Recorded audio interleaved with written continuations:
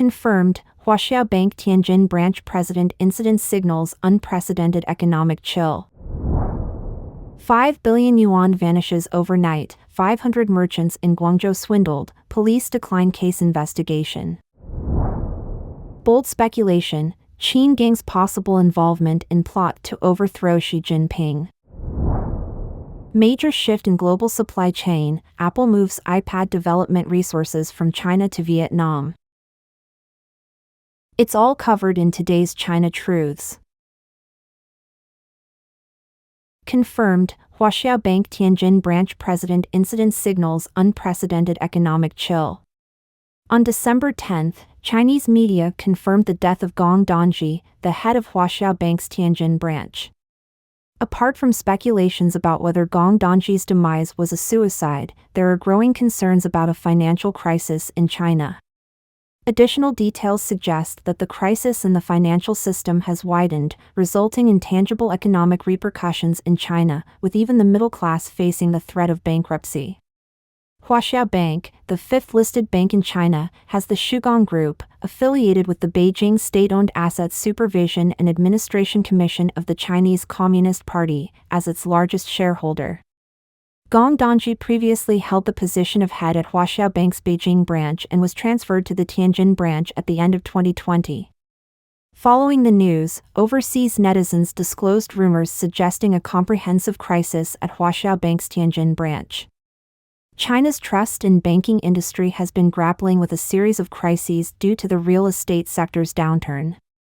In August of this year, reports surfaced of depositors being unable to withdraw funds from Huaxia Bank's Changchun branch, with some depositors reportedly losing up to 1.5 million yuan, nearly $210,000. However, it remains unclear whether Gong Dongji's incident is directly connected to these issues. Real estate bubble bursts, layoffs sweep companies, and foreign capital withdraws, China's economy riddled with holes. After Evergrande's shockwave set off the first wave of China's financial crisis last year, Forbes, an American financial and business magazine, observed that China's current situation is akin to a textbook example illustrating how a financial crisis unfolds. One failure serves as the catalyst for a series of subsequent failures, and Evergrande's bankruptcy has raised anxieties within the credit system. Given the widespread involvement of most banks in the real estate sector, Chinese depositors are apprehensive about the safety of their funds. Unilateral restrictions on withdrawals imposed by Chinese banks have only heightened these concerns. When people worry about the security of their bank deposits, they tend to slow down or cease consumption, leading to a significant economic impact caused by financial issues.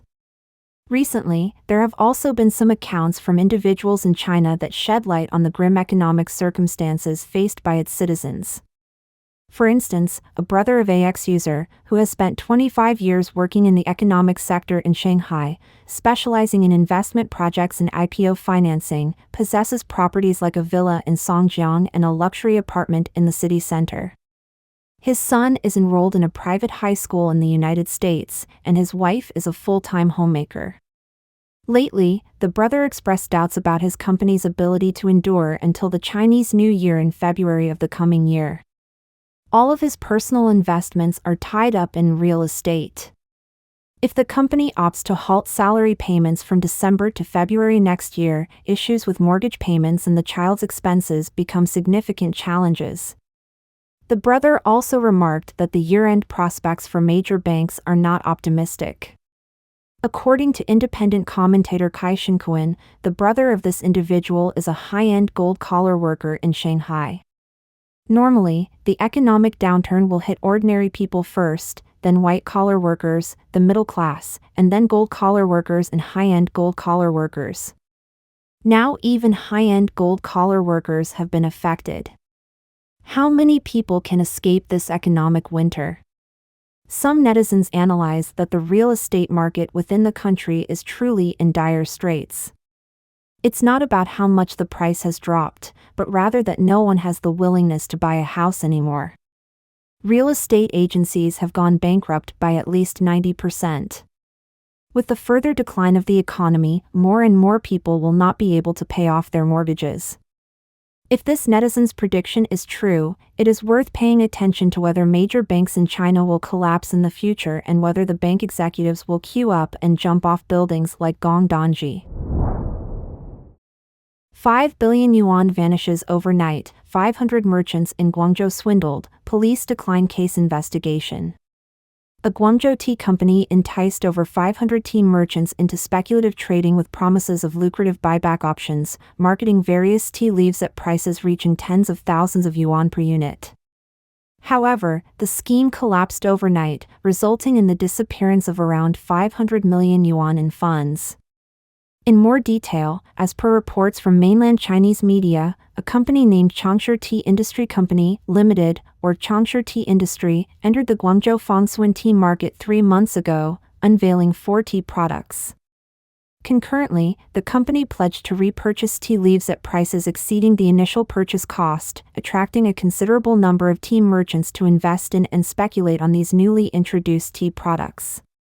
In just 2 months of speculation, the prices of these tea leaves surged from 30,000 yuan, approximately $4,180 per unit, to over 70,000 yuan, approximately $9,754 per unit, prompting a large influx of tea merchants into the market. Despite awareness of risks, many joined due to faster profits compared to traditional wholesale.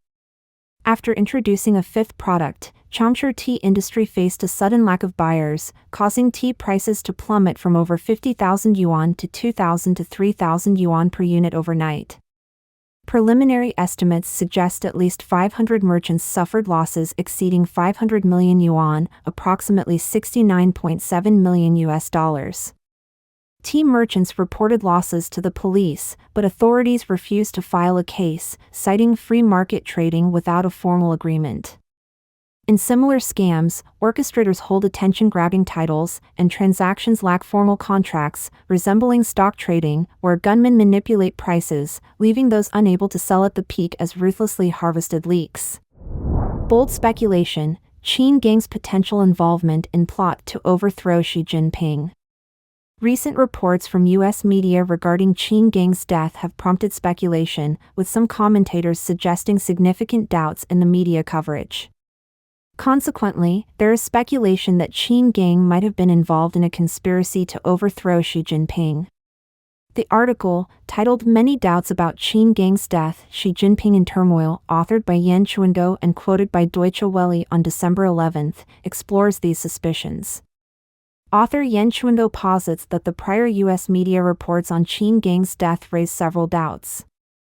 Notably, Qin gang had achieved the position of Chinese foreign minister, overcoming significant challenges in his political career and standing at the pinnacle of his political trajectory, with potential further ascension to vice premier or even premier. The article questions what tangible incentives the Americans could offer at such a prosperous juncture in his career to entice him to risk his wealth and life. The article suggests that if the U.S. media is intentionally being fed information by the Chinese Communist Party, it implies that the Qin gang case extends beyond a mere leakage issue. There may be an additional hidden agenda, possibly involving more unpleasant and unspeakable internal situations, prompting the need to divert public attention. For this reason, the most ready-made method is to classify Qin gang and Li Shangfu's nest case as the most disgusting spy case. Yan Chuango speculates that within the CCP system, the most severe and intolerable case post-Xi Jinping's complete control and dictatorship would be a political conspiracy to overthrow Xi. Assuming high-ranking party officials conspired with the support of political elders and colluded with officials from various departments, a successful coup would grant them complete control. Both the Ministry of National Defense and the Ministry of Foreign Affairs are deemed essential key departments, and a coup would be implausible without their cooperation. If the coup were to succeed, while fortunate for Xi Jinping, it would also be an embarrassing situation, causing significant political upheaval and casting doubt on Xi Jinping's ability to maintain power.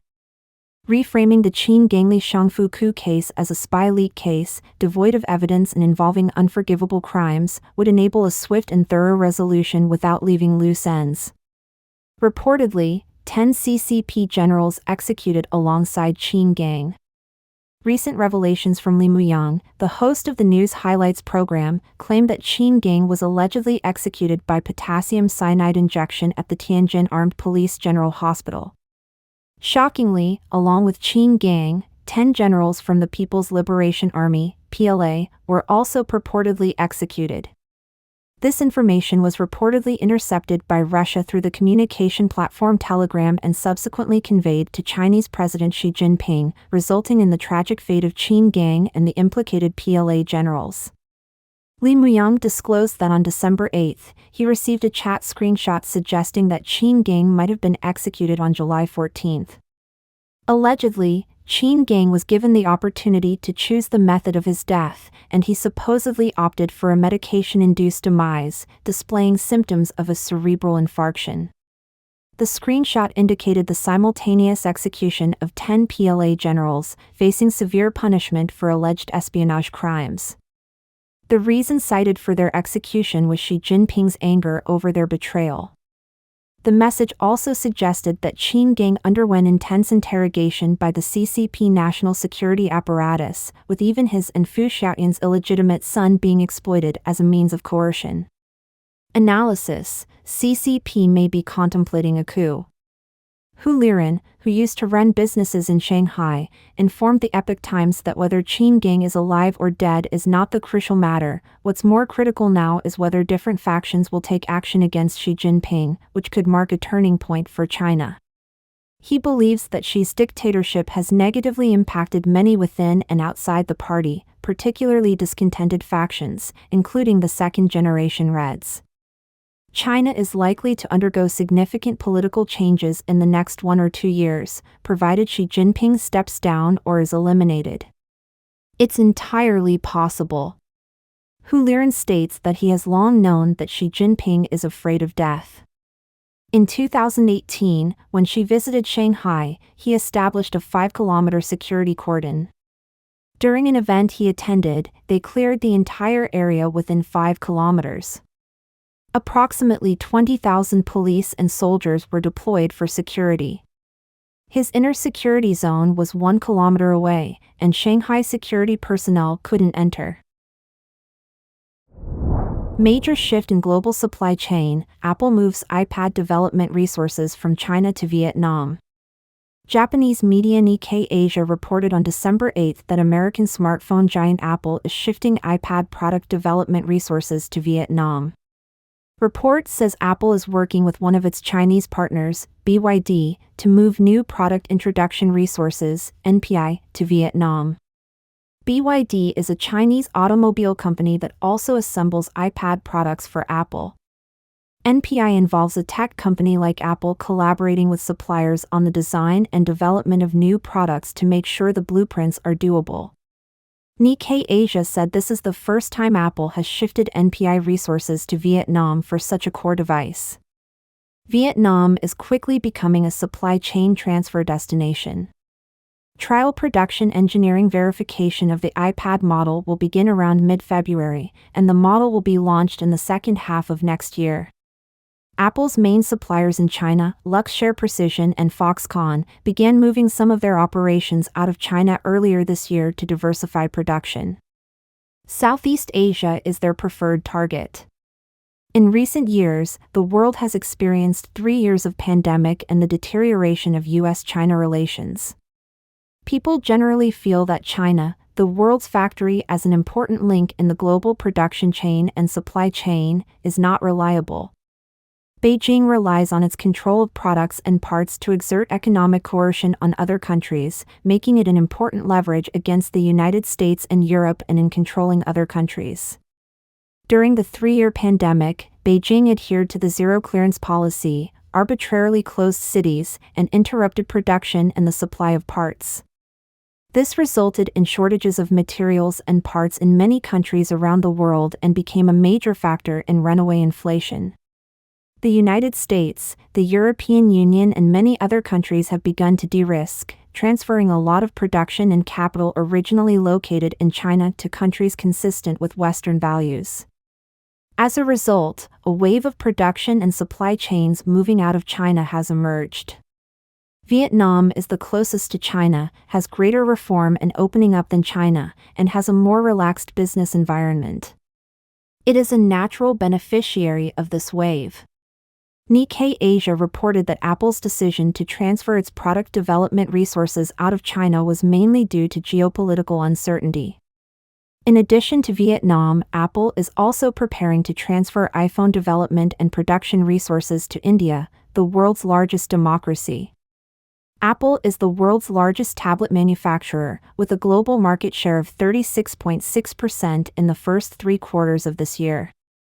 Currently, the number of iPads produced in Vietnam accounts for 10% of Apple's total production, and the rest is still in China. Ivan Lam, senior technical analyst at Hong Kong-based market research firm Counterpoint Research, said, "Vietnam has always played a vital strategic role in manufacturing, serving as a hub and potentially becoming one of the next global manufacturing hubs." Don't forget to comment in the section below to share your opinions on today's topic with us.